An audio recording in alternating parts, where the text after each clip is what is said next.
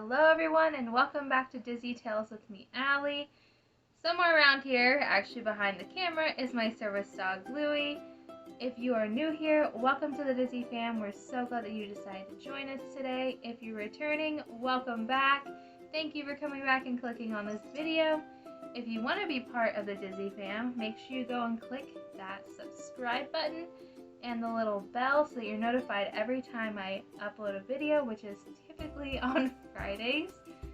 Today we have a special guest with us. We have my husband, Zach, and we are going to do a Q&A with him because if you did not know, November is Caregiver Appreciation Month, and obviously my husband is my caregiver. So I thought we would get a little insight on what he has to say about being a caregiver for somebody who has a vestibular disorder. So without further ado, let's just get into today's video.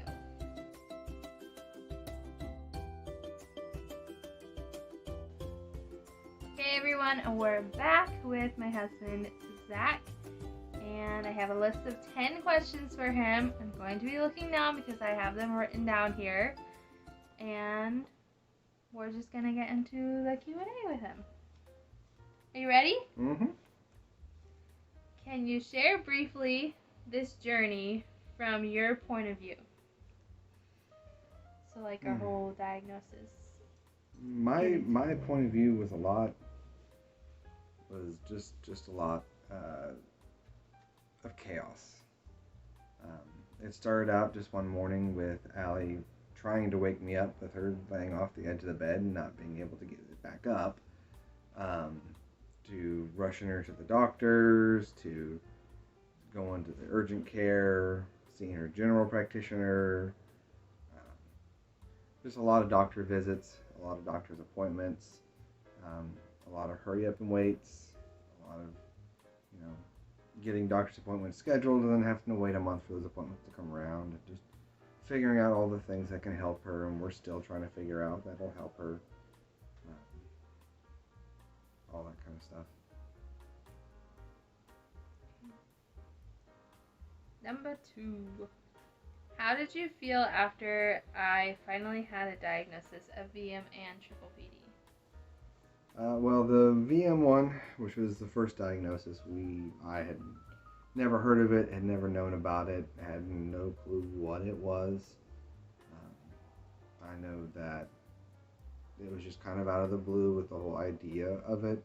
I know that we had talked about we thought maybe it was like Meniere's disease, because we have a family friend who has Meniere's, and he had a lot of the same symptoms that she did in the very beginning, a lot of the problems that she's experienced and experiencing. But then when we finally came down and it was VM, vestibular migraine. Terminology for that, right? Yep. Okay. Vestibular migraine, and everyone's heard of migraines or having a migraine, but a lot of people no idea about the vestibular aspect of it. I had no clue at the time either, and so I spent a lot of my time just Googling it and trying to figure out, exactly what is a vestibular migraine and what goes on with that. And so my feelings were more of a confusion, I think, during that time of I don't know what it is, I don't know what to do about it, what can I do to help her? I had no clue. The pppd, though, that was after we had started getting things finally settled, and she was still having that underlying dizziness that we just couldn't figure out. No, we couldn't figure out about anything. Did she finally get diagnosed with that? And that one made sense. We had read from Dr. Bates' book about pppd, and it had made sense to us, her having that. So finally getting the official diagnosis of it was a bit of a relief, because now we know that this is what the doctors have diagnosed her with. Now we know what we can work towards to help and to help her. Number 3. Do you feel pressure to constantly take care of me? There is an underlying pressure. I mean, it's someone that it's a person that you love. As a caregiver, it's someone that you love, someone that you want to take care of, and someone you want to care for. And you always have that pressure to be there for them, to take care of them, to want to be there to take care of them. It's never something that the person themselves push on you. It's always just this understanding of, I want to be there to take care of my partner, take care of my wife, in my case, and be there for them and be there for her so that she's taken care of. Number 4.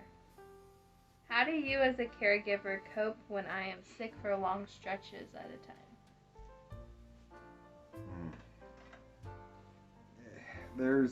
For me personally, there's not a lot of, coping. I read, I play games, I watch TV, I watch YouTube videos, just like everyone else. I think the biggest problem with it is that it's not like it's in a hospital, it's in your home. Most people that experience this kind of situation is well, my partner's or someone that I love is sick in the hospital, and so when you're at the hospital, you're there taking care of them, and then you can go home and unwind and relax. For me, it's not so much that way, even when I'm playing video games on the computer or on the TV, and I have to be aware and be ready to help her if she needs help. So there's no real true unwinding or letting loose. I think the only times I really have that option is on the weekends when Allie visits her family and spends the weekend with her family, and I stay home, and a lot of that is just I stay home and I rest, I sleep, and I catch up on rest when I don't have the time elsewhere. I'm her caretaker. I've got 2 kids and a dog that need care, so it's in a full-time job, so sometimes you run out of the opportunity and you end up burning candle at both ends of the stick, and it can wear down on you sometimes, but it's still, you do it out of love, you do it out of care. Okay, number 5. How do you balance your needs with my needs? Well, like I stated in the previous question, it's really difficult to do that. It's really hard to balance that. A lot of it is just trying to find that balance. It's really difficult for Allie knowing this, just because she's a very independent woman that really wants to be independent on her own. I don't need no man. Yeah, but here I am, baby. But just trying to find that balance, it's very difficult. It can be very difficult. A lot of it is just finding things that she's capable of doing on her own and wants to do on her own. And then in those times when she's doing those things, allows me the opportunity to really just rest. Just take it easy and rest, and then it's back into full gear. Number 6. How do you deal with someone when your loved one's illness is minimized by others? This is something that happens quite a lot. Most people hear migraines and immediately assume it's the pain, you gotta get in the dark area, all those kind of things with migraines. Or it's not even a big deal. Or it's not even that big deal. It's, those really bad headaches, I get those too. I just pop a couple Excedrin and I'm fine.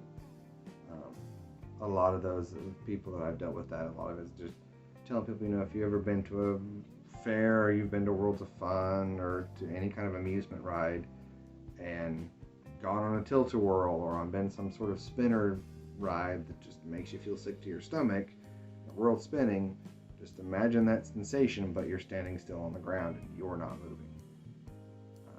Another way I've described it to people is the earth's moving beneath our feet. Just imagine that you can actually feel that movement and feel that sensation of moving and the constant movement that most of us take for granted and don't even know is going on. That's a good way to explain it. And a short, concise way that people can understand. 7. How does it feel to be a caregiver or married to someone with chronic illness? that make sense? Really, what are you trying to? Like, how does it feel to be married to someone with chronic illness? Like, feel? Like, how does it make you feel? It makes me sad that you have to deal with this. Well, yeah. I don't like it that you don't feel good. I don't like it that you're not, able to do the things you want to do. Travel the way you want to travel. I don't like it. But is it like any different than like if someone was married to someone who didn't have chronic illness? Like, does that make sense? Are you just the differences in what I expected between being married to someone or being? Yeah. I think the biggest differences and the biggest changes is you go from being married to someone who has a career, who has a life, who has a plan for themselves, and you go then to someone who doesn't know what they're going to wear the next day or eat the next day because they don't know how they're going to feel the next day. It's there's a lot of challenges with it, and I think the biggest feeling is that for me being married to someone, it's just I feel saddened that she has to deal with this. It's not her fault. It's not anybody's fault. But it breaks my heart when I have to, my strong, independent woman, have to help her take a shower. I know it breaks her heart because she wants to be able to do things without help. You don't wash my hair the right way. No, of course I don't. Of course I don't. But stuff like that. It's a lot of, you want your partner to be happy. You want them to be healthy and be good.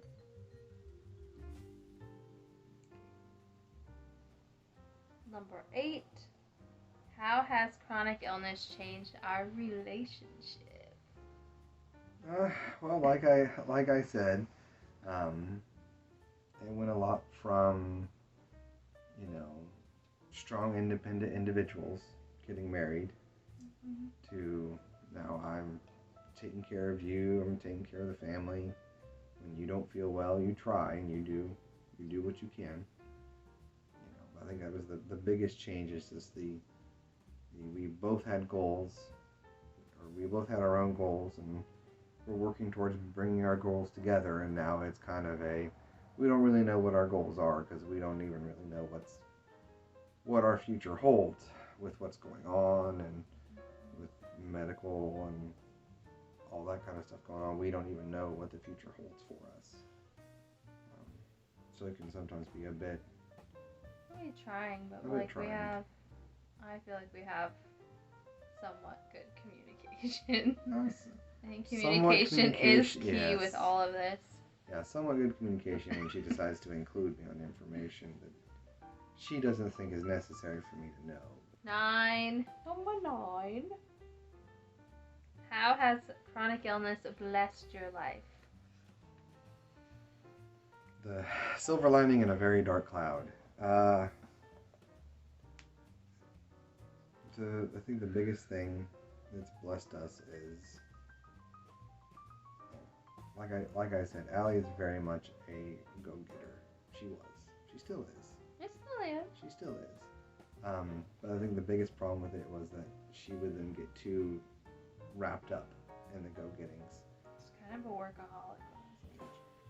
You were a workaholic. And you would work until you couldn't work no more. And then it was the crash. And I think that the silver lining out of this condition is that it's made you slow down. It's made you think about what you want to do. You're not planning a dozen things to do on the weekend because you don't have the spoons to do it.